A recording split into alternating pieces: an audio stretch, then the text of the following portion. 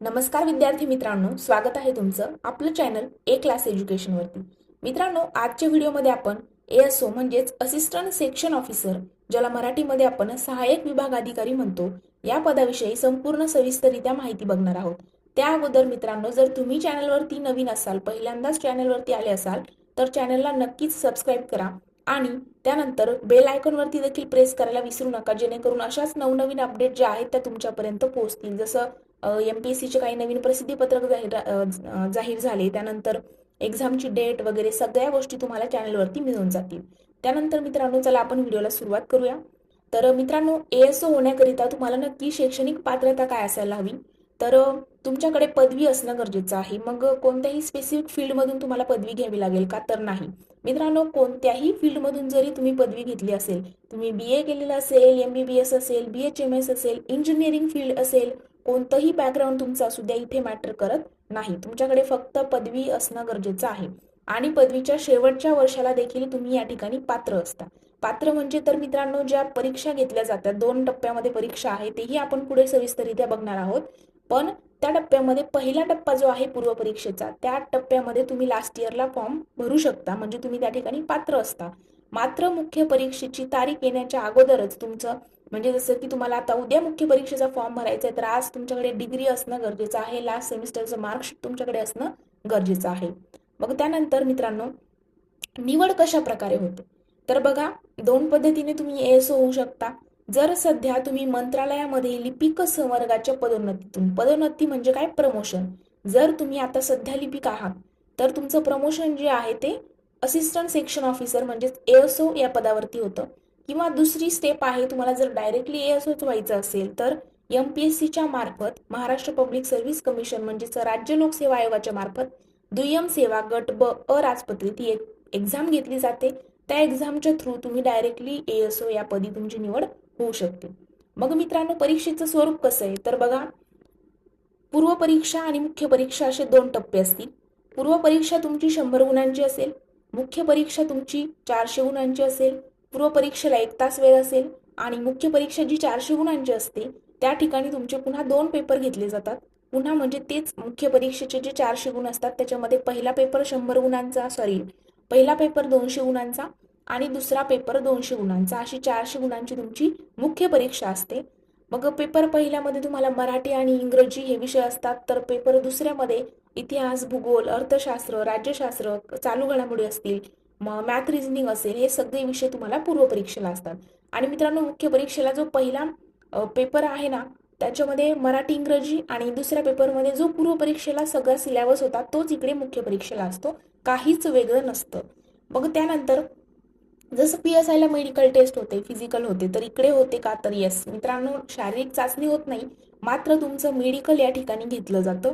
Colour blindness जर तुम्हाला असेल, तर या ठिकाणी अडथळा निर्माण होऊ शकतो.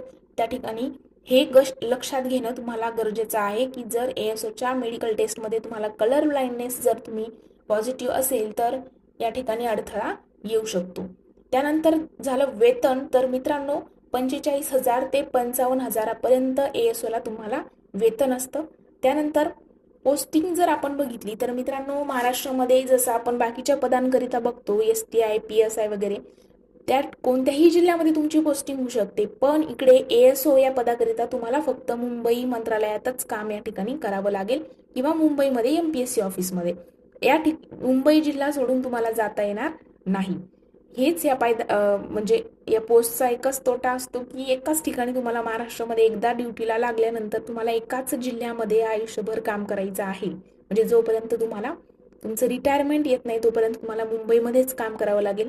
मग बदली वगैरे कशी होते ते पण आपण बघूया. माहिती बघण्या अगोदर मित्रांनो, प्ले स्टोअर वरती जाऊन तुम्ही जर स्पर्धा परीक्षेची तयारी करत असाल, तर नक्कीच एक क्लास एज्युकेशन हे ऍप जे आहे ते तुम्हाला प्ले स्टोअर वरती जाऊन डाउनलोड करायचं आहे. मित्रांनो, एक क्लास एज्युकेशन प्ले स्टोअर वरती जेव्हा तुम्ही टाईप कराल, या प्रकारचा आयकॉन तुम्हाला दिसेल. हे ऍप डाउनलोड केल्यानंतर मित्रांनो, या ऍपमध्ये तुम्ही ज्या स्पर्धा परीक्षेची तयारी करत असाल, तलाठी भरती असेल, सरळ सेवा असेल, पोलीस भरती असेल, कोणत्याही प्रकारची एक्झाम जी असेल, त्याच्या प्रत्येक नोट्स असतील, लाईव्ह लेक्चर असतील, रेकॉर्डेड लेक्चर असतील, प्रत्येक विषयाच्या तुमची टेस्ट सिरीज वगैरे सगळ्या गोष्टी तुम्हाला ऍपमध्ये मिळून जातील. फास्ट ट्रॅक बॅच असेल, मॅरेथॉन बॅच असतील, सगळ्या गोष्टी ऍपमध्ये तुम्हाला मिळून जाईल. त्यानंतर मित्रांनो, टेलिग्रामवरती आपलं चॅनल आहे, ते चॅनल देखील तुम्हाला या ठिकाणी जॉईन करायचं आहे. तुम्ही ज्या स्पर्धा परीक्षेची तयारी करत आहात त्याबद्दल कोणत्याही प्रकारचा डाऊट जर तुम्हाला असेल तर तो तुम्ही आपल्या टेलिग्रामला विचारू शकता, पर्सनली मेसेज करू शकता किंवा ग्रुप जॉईन करून तुम्हाला तिथे प्रत्येक विषयाची अपडेट जी आहे ती प्रत्येक नवीन गव्हर्नमेंट एक्झामच्या अपडेट वगैरे सगळ्या गोष्टी तुम्हाला टेलिग्रामवरती मिळतील. त्यासोबतच इन्स्टावरती देखील आपली आयडी आहे स्पर्धा परीक्षा ए क्लास एज्युकेशन.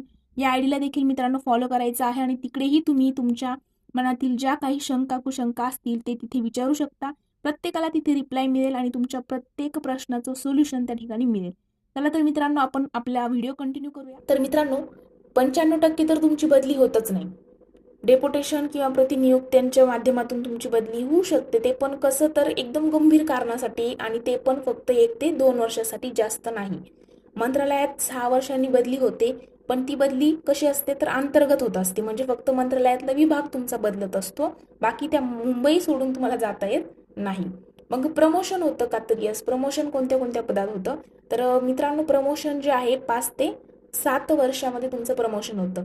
आत्ताच आपण बघितलं की तोटा काय आहे की तुम्हाला मुंबईतच काम करावं लागेल, पण या ठिकाणी फायदा एक आहे की ते 5 ते 7 वर्षामध्येच तुमचं प्रमोशन होत राहतं.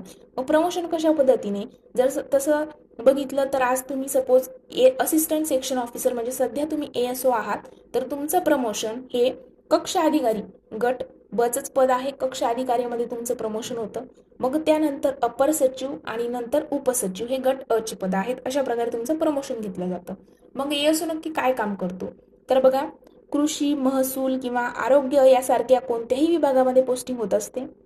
म्हणजे बघा मी सांगितलं ना, मंत्रालयाच्या अंतर्गत तुमचा फक्त विभाग बदलतो. जसं कृषी विभाग असेल, महसूल विभाग असेल, आरोग्य असेल, अशा प्रकारे कोणत्याही विभागामध्ये त्याची पोस्टिंग होते. आणि वरून जशा ऑर्डर येत राहतील तसे प्रस्ताव येत राहतील, त्याला तयार करावे लागतात आणि मंत्र्याकडे द्यावे लागतात. त्यानंतर ASO वरती कक्ष अधिकाऱ्याचं नियंत्रण असतं. आपण बघितलं की ASOचं प्रमोशन कक्ष अधिकाऱ्यामध्ये होतं, तर त्या कक्ष अधिकाऱ्याचं नियंत्रण ASO वरती असतं, म्हणजे 5 ते 7 वर्षामध्ये तुमची बदली त्या पदी होत असते. नंतर जिल्हा पातळीवर महत्त्वाच्या पदावर ASOचं नियंत्रण असतं आणि विविध शासन निर्णय ASO कडूनच घेतले जातात. मित्रांनो ASOचे फायदे काय आहेत तर बघा, आपण तोटे बघितले, त्या पद्धतीने फायदेही बघूयात. प्रशासनातील सर्वोच्च यंत्रणेमध्ये तुम्ही निर्णय घेताना सहभागी असतात. तुम्हाला मोठ्या अधिकाऱ्यांशी संबंध ठेवता येत असतो आणि सर्वात महत्त्वाचं म्हणजे इथे पदोन्नतीही लवकर लवकर होत असते. मी आत्ताच सांगितलं 5 ते 7 वर्षामध्येच तुमची या ठिकाणी पदोन्नती होत असते. आणि तोटा एकच आहे की मुंबईमध्येच शेवटपर्यंत नोकरी करणं, तुम्हाला फील्ड वर्क नाहीये, त्यामुळे काहींना प्रॉब्लेम होऊ शकतो. तर ही झाली ASO पदाबद्दलची संपूर्ण सविस्तरित्या माहिती. मित्रांनो आणखी काही तुमच्या मनामध्ये शंका वगैरे असतील तर तुम्ही कमेंट सेक्शनमध्ये विचारू शकता. आणि त्यासोबतच आपल्या चॅनलच्या अबाउट सेक्शनमध्ये देखील इंस्टाग्राम, टेलिग्रामची लिंक जी आहे ती दिलेली आहे, तिथेही तुम्ही कॉन्टॅक्ट करू शकता. आपलं टेलिग्राम चॅनल जरी तुम्ही जॉईन केलं तर आपल्या नवनवीन अपडेट्स ज्या आहेत त्या तुम्हाला त्या ठिकाणी नोटिफिकेशनच्या थ्रू कळतील. तर मित्रांनो या ठिकाणी आपण थांबूया. व्हिडिओ जर आवडला असेल तर व्हिडिओला लाईक, कमेंट आणि तुमच्या मित्रांसोबत देखील शेअर करायला विसरू नका. Thank you so much.